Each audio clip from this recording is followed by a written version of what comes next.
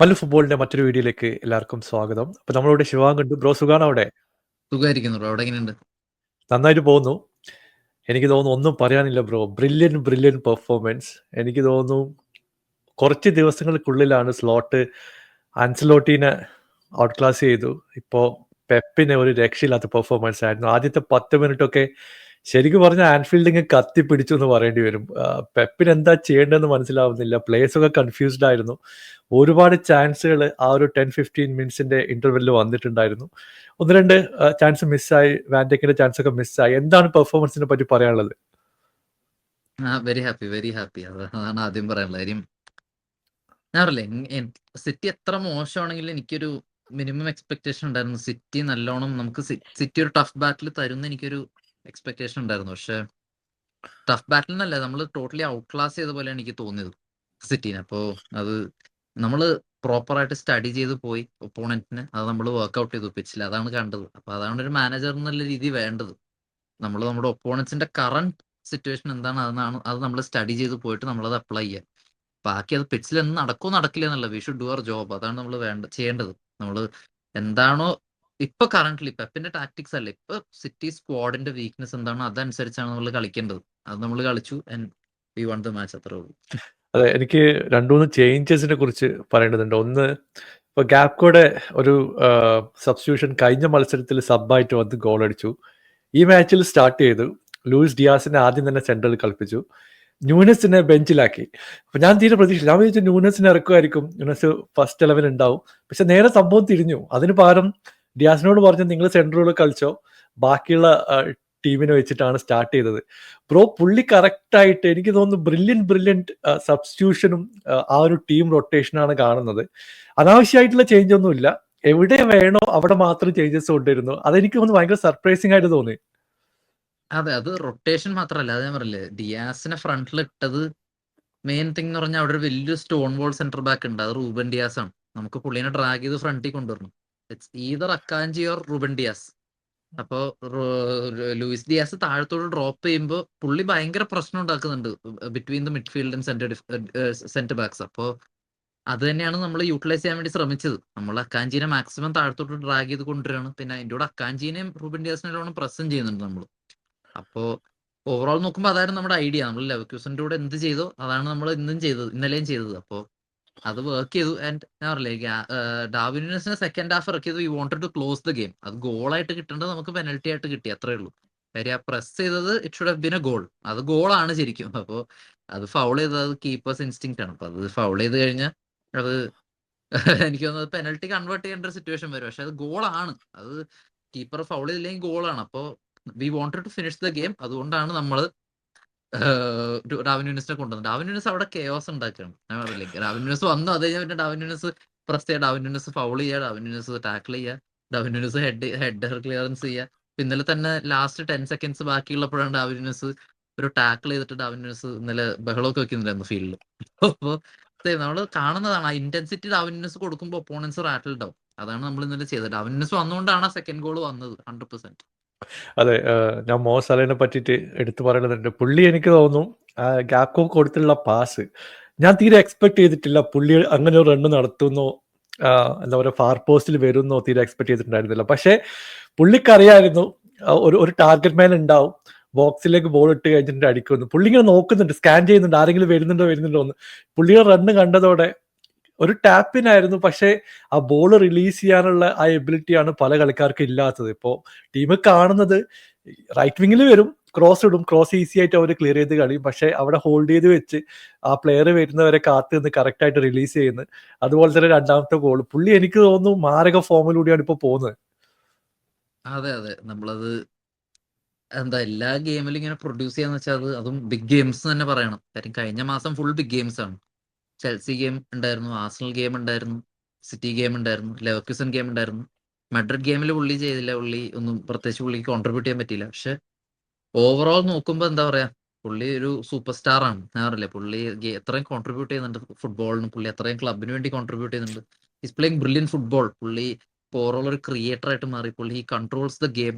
അതാണ് പറയാനുള്ളത്. പുള്ളി അറ്റാക്കിംഗ് വൈസ് ആണ്, പുള്ളി ഡിഫെൻസീവ്ലി ട്രാക്ക് ബാക്ക് ചെയ്യുന്നു. പുള്ളി ഔട്ട്പുട്ട് കൊടുക്കുന്ന പുള്ളി, അസിസ്റ്റ് കൊടുക്കുന്ന പുള്ളി, ക്രോസസ് അറ്റംപ്റ്റ് ചെയ്ത് ട്രിവൽസ് അറ്റംപ്റ്റ് ചെയ്യുന്നു, എല്ലാം കൂടെ നോക്കുമ്പോൾ പുള്ളി ഹീസ് ഇംപ്രൂവിങ് എവറി ഡേ. അതേപോലെ തന്നെ പുള്ളിയുടെ ഔട്ട്പുട്ട് ഓരോ ദിവസം കഴിഞ്ഞും കൂടിക്കൊണ്ടിരിക്കുകയാണ്. എവറി 60 minutes പുള്ളി ഗോൾ അടിക്കുന്നുണ്ട്, അപ്പോൾ ഗോൾ കോൺട്രിബ്യൂഷൻ ഉണ്ട്. അപ്പോൾ അത് ഒരു മെന്റൽ സ്റ്റാറ്റ് ആണ് ഒരു 32-year-oldന്. എസ്പെഷ്യലി ഒരു ടോപ്പ് ഫ്ലൈറ്റ് ലീഗിൽ ലിവർപൂൾ പോലത്തെ ഒരു ക്ലബിൽ ഒരു പുതിയ മാനേജറിന്റെ അണ്ടറിൽ അത് കളിക്കാന്ന് വെച്ചാൽ അത് ഇറ്റ്സ് ഇൻക്രെഡിബിൾ. അത് തന്നെയാണ് പറയാനുള്ളത്. അതെ, ഞാൻ വിചാരിച്ചു കൊനാട്ടെ ഇഞ്ചുറി വന്നപ്പോൾ ജോ ഗോമസ് പ്രശ്നം ഉണ്ടാക്കും, അല്ലെങ്കിൽ ജോ ഗോമസിനെ ടാർഗറ്റ് ചെയ്യുന്നൊക്കെയുള്ള ഒരു ചെറിയ പ്രശ്നങ്ങൾ ഉണ്ടായിരുന്നു. പക്ഷേ ഇന്നലെ കാര്യങ്ങൾ സ്മൂത്ത് ആയിരുന്നു. എനിക്ക് ആകെ പ്രശ്നമായിട്ട് തോന്നിയത് വാൻഡേക്കിന്റെ കടന്ന് വന്ന ആ ഒരു മിസ്റ്റേക്ക് മാത്രമാണ്. എനിക്ക് വിസിബിൾ ആയിട്ട് മാച്ചിൽ ഓർമ്മയുള്ള ഒരു മിസ്റ്റേക്സ് അത് മാത്രമാണ്. ബാക്കിയൊക്കെ കൂളായിട്ട് ഹാൻഡിൽ ചെയ്തു. റോബർട്ട്സൺ ആയാലും അർണോൾഡ് ആയാലും ഇറങ്ങി വന്ന് ആൾക്കാരെ ട്രാക്ക് ചെയ്യുന്നുണ്ട്. പ്രഷർ സിറ്റുവേഷനിൽ സാറ് നമ്മൾ കാണാറുള്ളത് ബോൾ കൊണ്ടുപോയി കളയുന്ന ഇനീഷ്യലി ലിവർപൂളിന്റെ സൈഡിൽ നിന്നുള്ള മിസ്റ്റേക്സ് ഒക്കെ ഫസ്റ്റ് ഹാഫിൽ ചില പെർഫോമൻസ് ഒക്കെ കണ്ടിരുന്നു. പക്ഷെ ഇന്നലെ അങ്ങനെ ഒരു സംഭവം ഉണ്ടായിരുന്നില്ല. ടൈറ്റ് സ്പേസിൽ നിന്ന് എങ്ങനെ ബോൾ കൊണ്ടുവന്ന് കറക്റ്റ് ആയിട്ട് ഈ പ്ലേയേഴ്സ് ഡ്രില്ല് ചെയ്തിട്ടാണ് വന്നതെന്ന് തോന്നുന്നു. ഒരു സിംഗിൾ പാസ് ആയാലും ഇപ്പൊ ബാക്കിൽ നിന്ന് ബിൽഡ് ചെയ്യുന്ന സംഭവമായാലും വളരെ കൃത്യമായിട്ടുള്ള ഒരു കോർഡിനേഷൻ മിഡ്ഫീൽഡ് ഈ വിങ്ങേഴ്സ് ഡിഫൻഡേഴ്സിന്റെ ഇടയിൽ ഉണ്ട് എന്നുള്ളതാണ് ഇപ്പൊ കാണുന്നത്. അതെ, അത് മെയിൻ കാര്യം എന്ന് വെച്ച് കഴിഞ്ഞാൽ സ്റ്റെപ്പ് അപ്പ് ചെയ്യാണ്ടിരുന്ന പ്ലേയേഴ്സ് സ്റ്റെപ്പ് അപ്പ് ചെയ്തു. അപ്പൊ നമുക്ക് ആ ഗ്യാപ്പ് ബ്രിഡ്ജ് ചെയ്യാൻ പറ്റി. എസ്പെഷ്യലി ഗ്രാൻഡ് ബേർച്ച് ആണ് ആ അറ്റാക്കിന്റെ മിഡ്ഫീൽഡ് ഇടയിൽ, മിഡ്ഫീൽഡിൽ നിന്ന് അറ്റാക്കിലോട്ടുള്ളതും മിഡ്ഫീൽഡിൽ നിന്ന് ഡിഫൻസിലോട്ടുള്ള ബ്രിഡ്ജ് ഗ്രാൻഡ് ബേർച്ച് ആണ്. അതാണ് മെയിൻ കാര്യം. കാര്യം ഗ്രാൻഡ് ബേർച്ച് ആ ടീമിന് കൊടുക്കുന്ന ബാലൻസ് ഭയങ്കര വലുതാണ്. കാര്യം ഗ്രാൻഡ് ബേർച്ച് ഡിഫൻസിൽ നിന്ന് ബോൾ റിസീവ് ചെയ്യുക, ടേൺ ചെയ്യുക. ആ ടേൺ പെർഫെക്റ്റ് അല്ലെങ്കിൽ അത് ആ ടേൺ നടത്താൻ പറ്റുന്ന പ്ലേയേഴ്സ് ഭയങ്കര കുറവാണ്. അതൊന്ന് റോഡ്രി ആയിരുന്നു, ഒന്ന് ബിസൂമയാണ് ഡിഫൻസിൽ നിന്ന് ബാക്കിൽ നിന്ന് ടേൺ ബോൾ റിസീവ് ചെയ്തിട്ട് ടേൺ ചെയ്യാൻ പറ്റുന്നത്. ഇപ്പൊ ഗ്രാൻഡ് ബേർച്ച് ആണ്.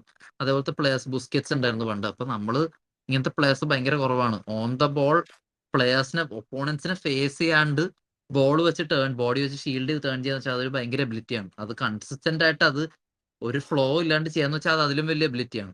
അപ്പോ എനിക്ക് തോന്നുന്നു ആ ഗ്രാൻഡ് ബേർച്ചിന്റെ പുള്ളി സ്റ്റെപ്പ് അപ്പ് ചെയ്ത് തന്നെയാണ് എനിക്ക് തോന്നുന്നു ടീമിൽ ആ മിഡ്ഫീൽഡും അറ്റാക്കും തമ്മിൽ ആ ഫുൾ ഗെയിമിലുള്ള ഒരു കണക്ടർ പുള്ളിയാണ്.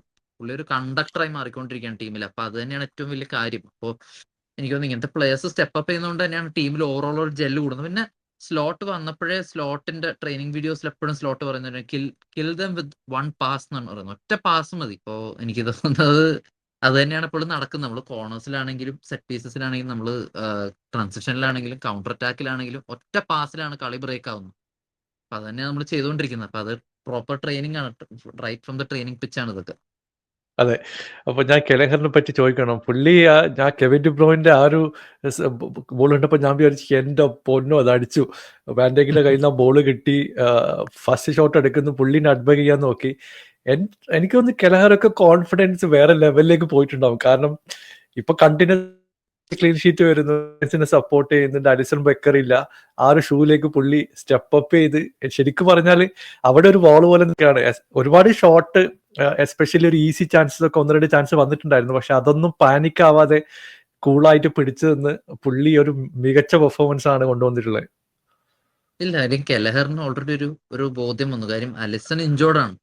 ഇപ്പൊ he's no longer the second keeper. പുള്ളി ഫസ്റ്റ് കീപ്പറാണ്, ഫസ്റ്റ് ചോയ്സ് കീപ്പറാണ്. കാര്യം പുള്ളിയുടെ താഴെയാണ് ഇനി ഒരു കീപ്പർ ഉള്ളത്. He's the first choice keeper. അപ്പോ എനിക്ക് തോന്നുന്ന പുള്ളിക്ക് അത് തന്നെയാണ് മെയിൻ കോൺഫിഡൻസ്. ഒരു ഇത്ര റൺ ഓഫ് ഗെയിംസ് കാര്യം എനിക്ക് തോന്നുന്നു ഒക്ടോബറിന് ശേഷം പുള്ളിയാണ് കളിക്കുന്നത്. ആ ഒക്ടോബറിലുള്ള റൺ ഓഫ് ഗെയിംസ് എന്ന് പറഞ്ഞു കഴിഞ്ഞാൽ ഭയങ്കര ടഫ് ഗെയിംസ് ആയിരുന്നു എല്ലാം. അപ്പോ എനിക്ക് തോന്നുന്നു ആ ഗെയിംസിൽ പുള്ളി പ്രൊഡ്യൂസ് ചെയ്തിട്ടുണ്ടെങ്കിൽ പുള്ളിക്ക് തന്നെ പുള്ളിയുടെ എബിലിറ്റീസിൽ ഒരു വിശ്വാസം ഉണ്ടാവും. അതാണ് മെയിൻ കാര്യം. ആൻഡ് ഹീസ് ഞാൻ പറയില്ല, ഞാൻ എല്ലാ ഡിസ്കഷനിലും ബ്രോഡ് പറയുന്നത് he's too good to be a second keeper. പുള്ളി സെക്കൻഡ് കീപ്പർ ആവേണ്ട ഒരു കീപ്പർ അല്ല. പുള്ളി സെക്കൻഡ് കീപ്പർ അല്ല. പുള്ളിയെ അത് അങ്ങനെ വിളിക്കുന്നത് എന്തുകൊണ്ടാണെന്ന് എനിക്കിപ്പോൾ അറിയില്ല.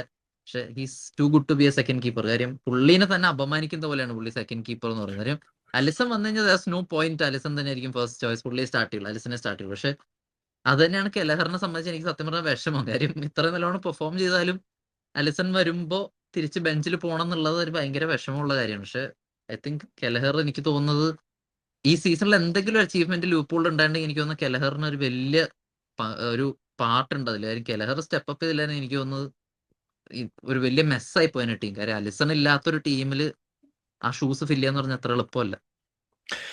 Bro step in the right direction. Lead correct ആയിട്ട് മെയിൻറ്റെയിൻ ചെയ്യുന്നുണ്ട്. ഇപ്പോൾ ഡിസംബറിലെ മത്സരം നോക്കിക്കഴിഞ്ഞാൽ ഇനി വരാൻ പോകുന്ന ന്യൂക്കാസിൽ, എവർട്ടൺ, ജിറോന അതുപോലത്തെ ടീമായിട്ടാണ് ഇനി വരാൻ പോകുന്ന 3-4 മത്സരം വരുന്നത്. സൗത്ത് ആംപ്ടൺ ആയിട്ട് ആയിരിക്കും EFL കപ്പിൽ കളിയുണ്ട്. സോ കമ്പാരിറ്റീവ്ലി ഞാൻ അങ്ങനെ പറയുന്നല്ല, ഒരു വീക്കർ ആയിട്ടുള്ള ഓപ്പോസിഷന്റെ എതിരെ മത്സരങ്ങളുണ്ട്. പക്ഷെ നമുക്ക് ഒരിക്കലും തള്ളിക്കളയാൻ പറ്റില്ല, EPL ടീമാണ്. അപ്പോ ഇനി കുറച്ചുകൂടി കോൺഫിഡന്റ് ആയിട്ട് ജനുവരിയിലേക്ക് വിൻഡോയിലേക്ക് കടക്കാൻ പോവാണ്. നിങ്ങളുടെ പ്രശ്നം സോൾവ് ചെയ്യാൻ ദിസ് ഈസ് എ ടൈം. എന്തെങ്കിലും സ്കോഡിന് അഡീഷണൽ വരണമെങ്കിൽ FSG അടുത്ത് പോവുക. ആ എക്സ്റ്റെൻഡ് ചെയ്യാനുള്ള ഒരു ബെസ്റ്റ് ഓപ്പർച്യൂണിറ്റി ആണ് ഡിസംബർ കഴിയുമ്പോൾ കിട്ടാൻ പോകുന്നത്. ബ്രോ വരുമോ, അല്ലെങ്കിൽ സ്ലോട്ട് ഈ ടീം തന്നെ മതി എന്ന് പറയുമോ? എന്താണ് ബ്രോയുടെ അഭിപ്രായം? എനിക്കൊന്നുമില്ല, ഒരു മാനേജറും അഡീഷൻസ് വേണ്ട സ്ഥലത്ത് അഡീഷൻസ് വേണ്ട എന്ന് പറയുന്നത് എനിക്ക് തോന്നുന്നില്ല. ഒരു മാനേജറും. കാര്യം അവരുടെ ജോബാണ് to improve the team, to make the team perform, trophy അടിക്കുക എന്നുള്ളത് ഒരു ടീമിന്റെ, ഒരു മാനേജറിന്റെ ജോലിയാണ്. കാര്യം ടീം അണ്ടർ പെർഫോം ചെയ്ത പ്ലേയേഴ്സിനല്ല മോശം വരാൻ പോകുന്നത്, മാനേജറിനാണ്. മാനേജറാണ് ഫസ്റ്റ് പേഴ്സൺ ടു ബ്ലെയിം. മാനേജർ ആയിരിക്കും ഫസ്റ്റ് പേഴ്സൺ അപ്രീസിയേഷൻ കിട്ടാനും. കാര്യം ടീം നല്ലോണം പെർഫോം ചെയ്യുമ്പോൾ അപ്പൊ എല്ലാം മാനേജറിന്റെ തലയിലാണ്. എനിക്കൊന്നുമില്ല, സ്ലോട്ടിന് ടീം ഇത് തന്നെ മതി എന്ന് പറയുന്നത് എനിക്ക് തോന്നുന്നില്ല. പക്ഷെ FSG ചിലപ്പോ പറയാൻ ചാൻസ് ഉണ്ട് ഈ ടീം മതി. എനിക്കതാ തോന്നുന്നത്. എനിക്ക് എപ്പോഴും അതാ തോന്നുന്നത്. കാര്യം നമുക്ക് ഇപ്പൊ തന്നെ ക്ലിയർ ആണ്. കൊണാട്ടെ പോയപ്പോ എല്ലാവർക്കും ഒരു അൺസർട്ടനിറ്റി വന്നു. ജോ ഗോമസ് എന്ത് ചെയ്യും, ജോ ഗോമസ് കളിക്കൂ. ഫോർച്ചുനേറ്റ്ലി പുള്ളി ആ ഷൂസ് ഫില്ല് ചെയ്തു. പീരിയഡ്. ഞാൻ പറഞ്ഞില്ലേ, അത് പറഞ്ഞേ പറ്റൂ. ഈ മാച്ചിന് നമുക്ക് അടുത്ത മാച്ച് എന്താവും നമുക്ക് ഒരിക്കലും അറിയില്ല. കൊണാട്ടെ തരുന്ന ഔട്ട്പുട്ട് തരിക എന്ന് വെച്ചാൽ ഭയങ്കര പാടാണ്. എസ്പെഷ്യലി ട്രെൻഡ് അവിടെ കളിക്കുമ്പോൾ ട്രെൻഡിന് കവർ കൊടുക്കുക വെച്ചാൽ it's not an easy job. അതെല്ലാവർക്കും അറിയാം. അപ്പൊ എനിക്ക് തോന്നുന്നത് അവിടെ സൈനിങ് വേണം. സെന്റർ ബാക്ക് അത്യാവശ്യമാണ്. റോബർട്ട്സൺ, സിമിക്കാസ് ഇപ്പൊ കളിക്കുന്നുണ്ട് നല്ലോണം. പക്ഷെ വിനീഡ് ലെഫ്റ്റ് ബാക്ക്, ഒരു DM വേണം, ഒരു മിഡ്ഫീൽഡർ വേണം, ഒരു ബോൾ വിന്നിങ് മിഡ്ഫീൽഡർ വേണം. അതെന്തായാലും അത്യാവശ്യം. കാർലോസ് ബലീബനെ, സുബിമെന്റിനെ പോലത്തെ രണ്ടും വേറെ വേറെ പ്രൊഫൈലാണ്. പക്ഷെ സുബിമെന്റിയോ കാർലോസ് ബലീബ അങ്ങനത്തെ ഒരു പ്ലെയർ, ഐ ഡോണ്ട് തിങ്ക് അത് നടക്കും തോന്നുന്നില്ല ജനുവരിയിൽ. പക്ഷെ എങ്ങനെയായാലും ഒരു സെന്റർ ബാക്ക്, ഒരു ലെഫ്റ്റ് ബാക്ക് അത്യാവശ്യമാണ്. എനിയാവും. അല്ലെങ്കിൽ at least 2 centre backs. Left back ഇല്ലെങ്കിലും കുഴപ്പമില്ല, Joe Gomez can play left back. ഈ രണ്ടുപേരും ജോണാൽ ജോ ഗോമസ് ലെഫ്റ്റ് ബാക്ക് കളിക്കും. പക്ഷെ എനിഹൗ 2 സെന്റർ ബാക്സ് വേണം, എങ്ങനെയായാലും വേണം. കാര്യം സ്ലോട്ട് ഇപ്പൊ കഴിഞ്ഞ ഇന്നലത്തെ പ്രസ് കോൺഫറൻസിൽ പറഞ്ഞു, ഡിസംബറിൽ 9 കളിയുണ്ട് എല്ലാം കൂടെ. 9 കളിയിൽ 5 ഡിഫൻഡേഴ്സ് ആയിട്ടാണ് പോകുന്നത്. അത് സൂയിസൈഡിലാണ്. ഞാൻ നോക്കുമ്പോ 5 ഡിഫൻഡേഴ്സ്, ഓരോ സ്ഥലത്തും ഓരോ ഫുൾ ബാക്ക് വെച്ച് 3 സെന്റർ ബാക്സ്, അത്രേ ഉള്ളൂ. കൊണാട്ടെ ഇല്ല, സിമിക്കാസ് ഇല്ല, ബ്രാഡ്ലി ഇല്ല. ഇപ്പൊ ഡിസംബറിൽ 9 ഗെയിം ഇത് വെച്ച് ഇത് റൺ ചെയ്ത് പോവാന്ന് പറഞ്ഞാൽ it's A very very difficult task. അപ്പോൾ ഡിസംബർ നമ്മൾ എങ്ങനെയെങ്കിലും ജയിച്ചു എന്ന് തന്നെ ഇരിക്കട്ടെ എല്ലാ കളിയും. നമ്മൾ we had A very good run, നമ്മൾ ഈ ലീഡ് ഇതേപോലെ സസ്റ്റെയിൻ ചെയ്യാണെന്ന് തന്നെ ഇരിക്കട്ടെ. ജനുവരിയിൽ നമുക്ക് ഹോൾഡ് ചെയ്യാൻ പറ്റില്ല ഇത് വെച്ച്. നമുക്ക് എന്തായാലും അഡിഷൻസ് ആവശ്യമാണ്. കാര്യം കൊണാട്ടെ 4 വീക്സ് ഔട്ട് എന്ന് പറഞ്ഞാൽ പുള്ളിനെ സ്റ്റാർട്ട് ചെയ്ത് ഇന്റഗ്രേറ്റ് ചെയ്ത് വരുമ്പോൾ വീണ്ടും 2 ആഴ്ച പോകും. അതെ. Anyhow we need players to fill the shoes. കാര്യം ജോ ഗോമസ് കുറെ നാളായിട്ട് കളിക്കുന്നില്ല. ഇപ്പൊ എക്സ്റ്റെൻസീവ് ആയിട്ട് കുറെ ഗെയിം കളിക്കുമ്പോൾ എങ്ങനെയായാലും ഇഞ്ചുറി വരും. അത് റൂൾ ഔട്ട് ചെയ്യാൻ പറ്റുന്ന ഒരു കാര്യമല്ല. അപ്പൊ എനിക്ക് തോന്നുന്നു അവിടെ എന്തായാലും സൈനിങ്സ് വേണം. സെന്റർ ബാക്സ് മസ്റ്റ് ആണ്. 2 സെന്റർ ബാക്സ് മിനിമം വേണം. ജനുവരി മാർക്കറ്റിൽ എനിക്ക് തോന്നുന്നു കിട്ടാൻ പറ്റുന്ന പ്രോസ്പെക്ട്സ് സെന്റർ ബാക്സ് മാത്രമേ ഉള്ളൂ. ബാക്കി പൊസിഷനിൽ കിട്ടില്ല. വളരെ. അപ്പോ അവസാനത്തെ ക്വസ്റ്റ്യൻ ബ്രോ, എന്താണ് സിറ്റിയുടെ ഇപ്പോഴത്തെ ഒരു അവസ്ഥ? ബ്രോയുടെ അഭിപ്രായത്തിൽ ആ ഒരു ചാൻറ്റിംഗ് ഒക്കെ കേട്ടാണെന്ന് വിചാരിക്കുന്നു. പെപ്പിന് റെസ്പോണ്ട് ചെയ്യേണ്ട അവസ്ഥയാണ്. പുള്ളി, എനിക്ക് തോന്നുന്നു പുള്ളിയുടെ മാനേജറിൽ കരിയറിൽ ഇങ്ങനത്തെ ഒരു അവസ്ഥ വന്നിട്ടില്ല. എക്സ്പ്ലനേഷൻ ഒക്കെ കൊടുക്കണം, എന്ത് ചെയ്യണം എന്നറിയില്ല. ടീം അണ്ടർ പെർഫോം ചെയ്യുന്നു, ഒരുപാട് മിസ്റ്റേക്സ് വരുന്നു. പുള്ളി ചിലപ്പോൾ ജനുവരി വിൻഡോയിൽ വലിയ പൈസയൊക്കെ ഇറക്കാനുള്ള ചാൻസ് കാണുന്നുണ്ട്. ഇപ്പോൾ മാനേജ്മെന്റ് സപ്പോർട്ട് കിട്ടുകയാണെങ്കിൽ പുള്ളി പ്ലേയേഴ്സിനെ കൊണ്ടുവരും. പക്ഷെ റീബിൽഡ് ചെയ്യാൻ ചിലപ്പോൾ സമയം എടുത്തേക്കും. ഇപ്പോൾ ഒരു കംപ്ലീറ്റ് റീബിൽഡ് വേണ്ടി വരുമോ സിറ്റിക്ക്? അതെന്തായാലും വേണം. ഞാൻ പറഞ്ഞില്ലേ, നമ്മുടെ 22-23 സീസണിൽ ഇപ്പൊ റോഡ്രി ഇഞ്ചുറി മാറ്റി നിർത്തിയ 22-23 സീസണിൽ എന്താണോ ലിവർപൂളിന് പറ്റിയത് അത് തന്നെയാണ് ഇപ്പൊ സിറ്റിക്ക് പറ്റുന്നത്. അത് തന്നെ ഡിറ്റോ. കാര്യം ഏജിങ് മിഡ്ഫീൽഡ്, അതാണ് ഏറ്റവും വലിയ ഇഷ്യൂ. കൈൽ വോക്കറിനൊക്കെ മാറ്റി നിർത്തി കഴിഞ്ഞാൽ ഏജിങ് മിഡ്ഫീൽഡാണ് ഏറ്റവും വലിയ ഇഷ്യൂ. അതാണ് ഇപ്പൊ സിറ്റിക്ക് പറ്റുന്നത്. ഗുണ്ടോഗൻ ആണെങ്കിലും ഒരു പോയിന്റ് വരെ ഡിബ്രോയിനെ ആണെങ്കിലും പിന്നെ ബെർണാർഡോ സിൽവ ആണെങ്കിലും, ഈ 3 പേരും അവരുടെ ലെഗ്സ് തീർന്നു. Bernardo Silva especially. ബെർണാർഡോ സിൽവയ്ക്കൊക്കെ വയ്യ. ഞാൻ ഇന്നലെ ബെർണാർഡോ സിൽവ പുള്ളി വർക്ക് തന്നെ ഇടുന്നുണ്ട്, പുള്ളി എഫേർട്ട് ഇടുന്നുണ്ട്. പക്ഷെ നമുക്ക് പിച്ചിലൊന്നും കാണാൻ പറ്റുന്നില്ല. പുള്ളിക്ക് പാസസ് കംപ്ലീറ്റ് ചെയ്യാൻ പറ്റുന്നില്ല, പുള്ളിക്ക് ഡ്രിബിൾസ് കംപ്ലീറ്റ് ചെയ്യാൻ നോക്കുമ്പോൾ അത് പറ്റുന്നില്ല, പുള്ളിക്ക് ഡിഫെൻഡ് ചെയ്യാൻ, പുള്ളി ട്രാക്ക് ബാക്ക് ചെയ്യാൻ നോക്കുമ്പോൾ അതും പറ്റുന്നില്ല. അപ്പോൾ ഓവറോൾ ഏജ്ഡ് മിഡ്ഫീൽഡാണ്, ഓവർ കുക്ഡ് മിഡ്ഫീൽഡാണ്. ഓവർ ആയിട്ട് ഗോഡിയോള 6-7 കൊല്ലമായിട്ട് യൂസ് ചെയ്തുകൊണ്ടിരുന്ന ഒരു മിഡ്ഫീൽഡാണ്. അപ്പൊ എനിക്ക് തോന്നുന്നത് അത് it's time to change that. ആ റീബിൽഡ് എനിക്ക് തോന്നുന്നു മിനിമം 2 പ്ലേയേഴ്സിനെ കൊണ്ടുവരും. എനിക്ക് തോന്നുന്നത് അറ്റ്ലാന്റയുടെ എഡേഴ്സണും ആഡം ബോർട്ടണൊക്കെ കേൾക്കുന്നുണ്ട് പേര്. മിനിമം 2 മിഡ്ഫീൽഡേഴ്സിനെ എങ്ങനെയായാലും അവർ കൊണ്ടുവരും.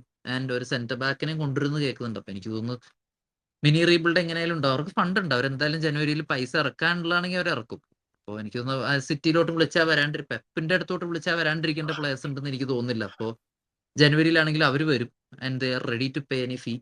ഒരു നല്ല hefty എമൗണ്ട് ആണെങ്കിലും അവർ പേ ചെയ്യും. അപ്പൊ എനിക്ക് തോന്നുന്നു അത് വലിയ കാര്യമുള്ള കാര്യമായിട്ട് എനിക്ക് തോന്നുന്നില്ല. അവർ റീബിൽഡ് എന്തായാലും നടത്തും ഓഫ് കോഴ്സ്. കാര്യം ഗോഡിയോള ഇപ്രാവശ്യം അത് ആവശ്യപ്പെടും. ഗോഡിയോളയ്ക്ക് ചെറിയൊരു സ്ക്വാഡാണ് എപ്പോഴും വേണ്ടത് എന്നാണ് ഗോഡിയോള പറയാറ്. പക്ഷെ ഗോഡിയോള ഇപ്രാവശ്യം സൈനിങ് ആവശ്യപ്പെടും. കാര്യം ഇത് കയ്യിൽ നിന്ന് പോകുന്ന ഒരു അവസ്ഥയാണ് സിറ്റിക്ക്. അതെ അത് അതെ അതാണ്. അതുകൊണ്ട് അത് അവർക്ക് എന്തായാലും റീബിൽഡ് അത്യാവശ്യം. ഒരു ചെറിയ റീബിൽഡ് ഇപ്പൊ എന്തായാലും വേണം. സമ്മറിൽ എന്തായാലും അവർക്ക് എന്തായാലും നല്ല സ്പെൻഡിങ് ഉണ്ടാവും, അത് ഉറപ്പാണ്. ഓക്കെ ബ്രോ, അപ്പോൾ thank you so much join ചെയ്തതിൽ. നല്ലൊരു ഡിസ്കഷൻ ആയിരുന്നു. അപ്പോൾ എന്തായാലും നമുക്ക് നെക്സ്റ്റ് വീക്കിൽ വീണ്ടും കാണാം. ഒരിക്കൽ കൂടി good night. Thank you. Thank you bro. Good night.